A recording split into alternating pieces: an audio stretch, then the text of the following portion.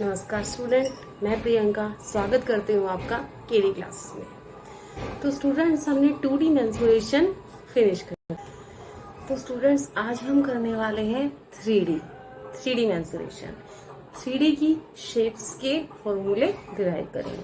तो आइए शुरू करते हैं।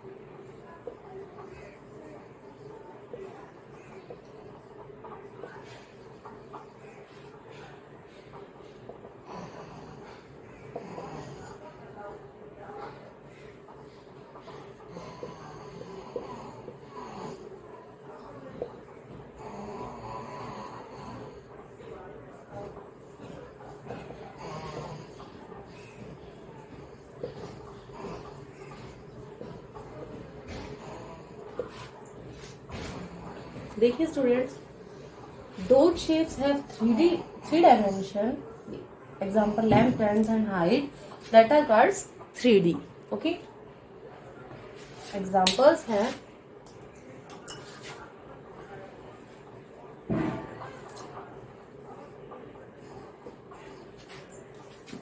cube, cuboid,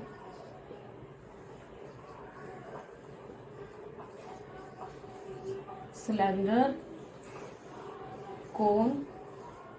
Okay. And cone के अलावा sphere,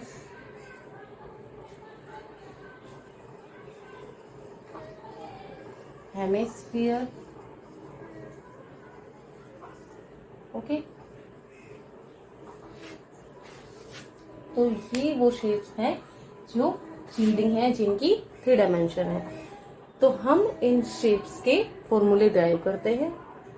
उससे पहले हम जान लेते हैं कि 3D में हमें क्या क्या चीज निकालनी होती है। जैसे हम 2D में पेरीमीटर और एरिया निकालते थे, उस तरह 3D में हमें क्या निकालना है। 3D में हमें क्या निकालना है।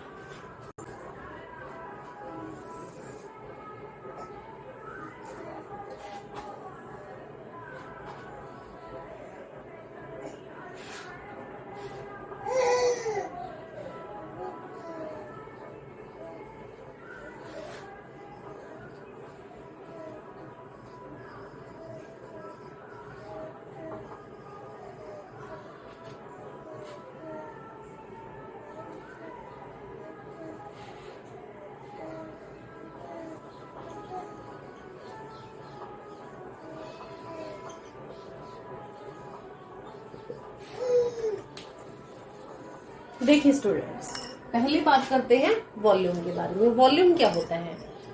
3D शेप का, किसी भी 3D शेप का जो वॉल्यूम होता है वो होता है कि उस चीज में कितना हम मटेरियल रख सकते हैं, कितना वो चीज जो है उसके अंदर कितनी चीज समा सकती है, वो उसका वॉल्यूम कहलाता है।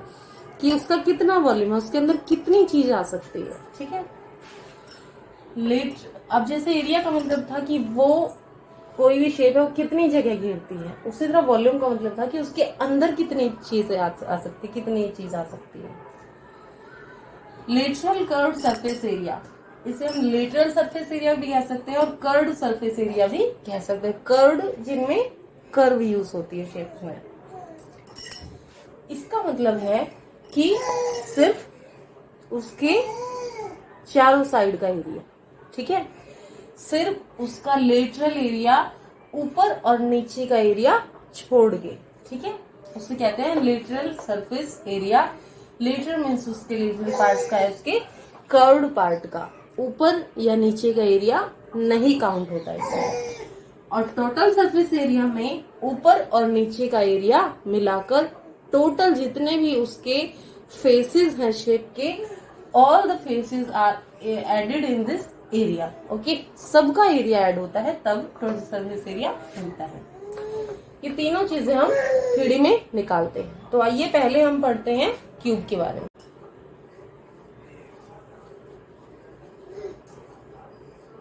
देखिए क्यूब क्या होता है। ये क्यूब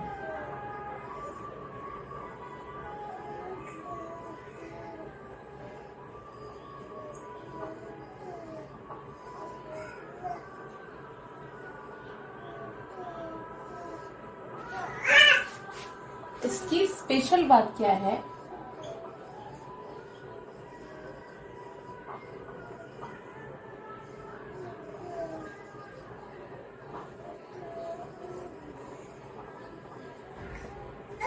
जिस तरह हर स्क्वायर की सारी साइड्स इक्वल होती हैं, उस तरह हर क्यूब के सारे फेसेस जो है वो एरिया में इक्वल होते हैं। क्यों होते हैं? क्योंकि हर फेस एक स्क्वायर होता है। फेस मीन्स इस साइड वाला जो फेस जो हमें दिखाई दे रहा है, पीछे वाला, साइड वाला, ऊपर वाला, ठीक है। तो हर एक फेस जो है उसका एक स्क्वायर होता है, इसे हम कहते हैं क्यूब, ठीक है। तो हम स्क्वायर का एरिया पता ही है, तो आइए निकालते हैं पहले वॉल्यूम।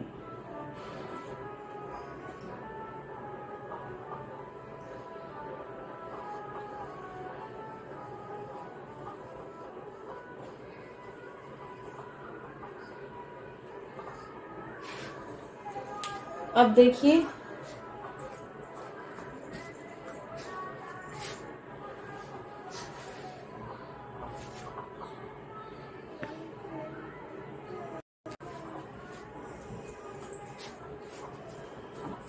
तो देखिए अब जैसे कि हम जब एरिया निकालते हुए तो उसकी जो सारे मीन्स ए इंटू ए करते थे, इसमें हमारे पास 3 डायमेंशन होती है। ये डायमेंशन, ठीक है, मीन्स ये भी ए, क्योंकि स्क्वायर है इसके सारे फेसेस, तो ये भी ए और ये भी ए, ठीक है।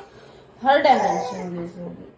तो क्योंकि ये इसमें हमें वॉल्यूम निकालना होता है और क्योंकि इसमें हमारे पास 3 डायमेंशन है, तो all the 3 dimensions are multiplied in volume.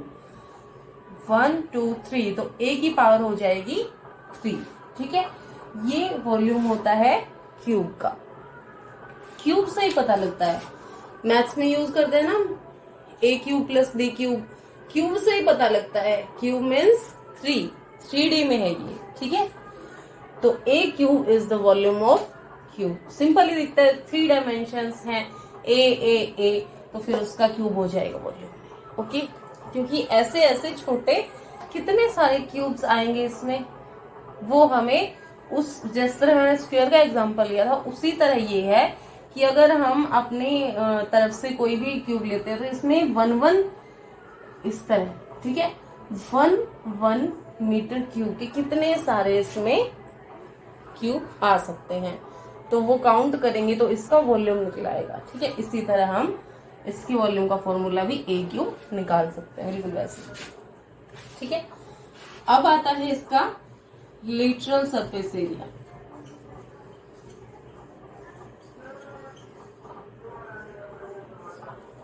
Lateral surface area मैंने आपको बताया था कि इसकी चारों साइड में ये और ये मीन्स ये जो मेरी तरफ है, ठीक है, ये जो मेरी तरफ है ना, ये वाला, नीचे वाला नहीं, नीचे वाला यानी फ्लोर और रूफ छोड़कर जो है हम लेटरल सरफेस एरिया निकालते हैं, सिर्फ उसकी 4 दीवारी का, ठीक है। तो इसके हर एक फेसेस का जो एरिया है वो ए स्क्वायर होगा, क्योंकि हर एक फेसेस का एक स्क्वायर है। तो 4 दीवारी में ए स्क्वायर प्लस ए स्क्वायर प्लस ए स्क्वायर प्लस ए स्क्वायर, क्योंकि लेटरल यानी 4 दीवारी का है ना चारों तरफ का, और 4 फेसेस है, चारों फेसेस स्क्वायर हैं, तो ए स्क्वायर ए स्क्वायर ए स्क्वायर ए स्क्वायर उसका एरिया होगा। तो इन चारों को प्लस कर देंगे तो 1 2 3 4 4a स्क्वायर जो है वो लेटरल सरफेस एरिया निकलेगा। ठीक है, इसी तरह total surface area, total surface area में हर तरफ का एरिया निकलेगा। अब लेटरल तो हमारे पास है ही चारों तरफ का, ए स्क्वायर ये भी ऐड कर दीजिए और एक फ्लोर वाला भी ऐड कर दीजिए इस पर, रूफ वाला स्क्वायर, क्योंकि हर साइड एक स्क्वायर है, सेम डायमेंशंस है, तो 4 5 6, तो ये हो जाएगा 6a स्क्वायर इसका टोटल सरफेस एरिया। ठीक है, तो क्या ये आपको याद करना मुश्किल लग रहा है? हमने खुद निकाला है तो इट्स नॉट टू टफ। ठीक है, अब हम निकालेंगे क्यूबॉइड।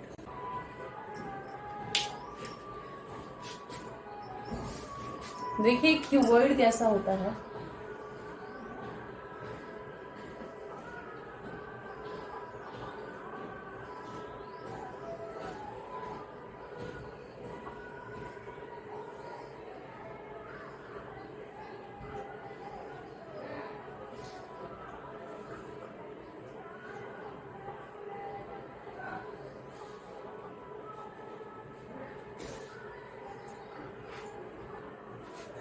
ठीक है, तो ये क्यूबॉइड है। ठीक है, क्यूब की तरह क्यूबॉइड में क्या होता है कि it's every face is a rectangle.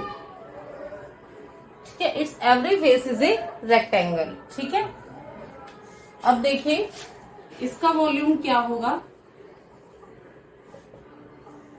जिस तरह हमने क्यूब में किया था कि a इंटू ए इंटू ए, ठीक है, उसी तरह इसका क्या होता है, रेक्टेंगल का जो है हमारे पास, रेक्टेंगल का एरिया क्या होता है आप लोगों को पता होना चाहिए। रेक्टेंगल का एरिया था लेंथ इंटू ब्रेड्थ। ठीक है, फिर इसमें हमें एक एक्स्ट्रा चीज क्या मिली है, इसमें एक्स्ट्रा चीज जो है वो है लेंथ, ब्रेड्थ और हाइट।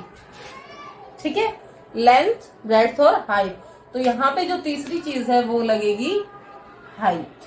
ठीक है, तो ये क्यूबॉइड का वॉल्यूम है, क्योंकि 3 डायमेंशन है, वॉल्यूम निकाल रहे हैं तो हाइट भी साथ में ऐड हो जाएगा।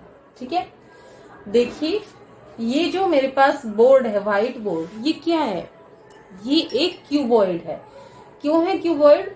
क्योंकि देखिए ये जो मेरे सामने आप देख रहे हैं ये इसकी लेंथ, ठीक है, ये इसकी हाइट, और ये जो है मैं देख पा रही हूँ ये जो है इसकी विड्थ है, जो कि 1 फिंगर या 2 फिंगर जितनी मोटी है।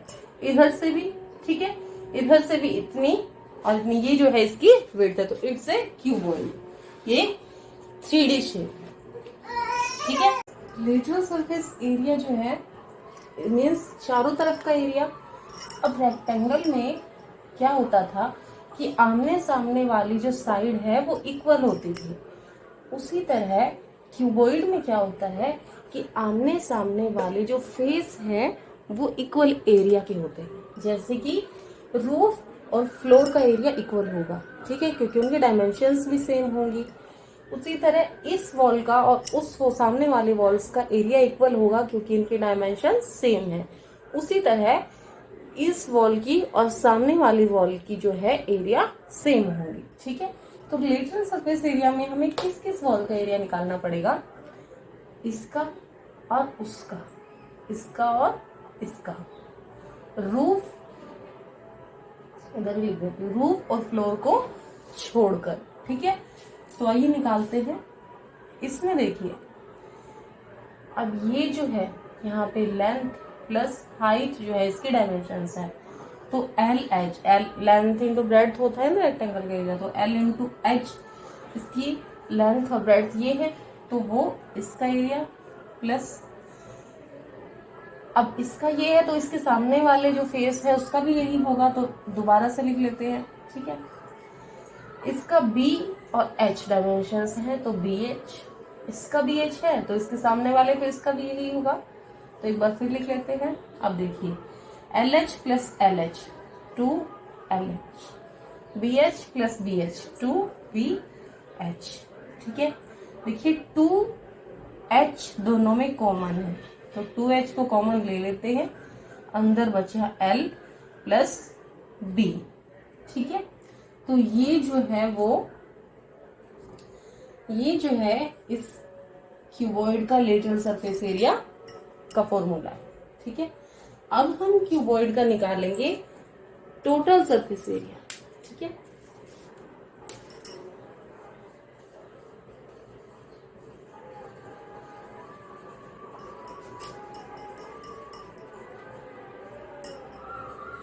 टोटल सरफेस एरिया में क्या होगा, बस एक ही नई चीज होगी कि जो फ्लोर है और रूफ है उनका एरिया भी ऐड हो जाएगा इसमें।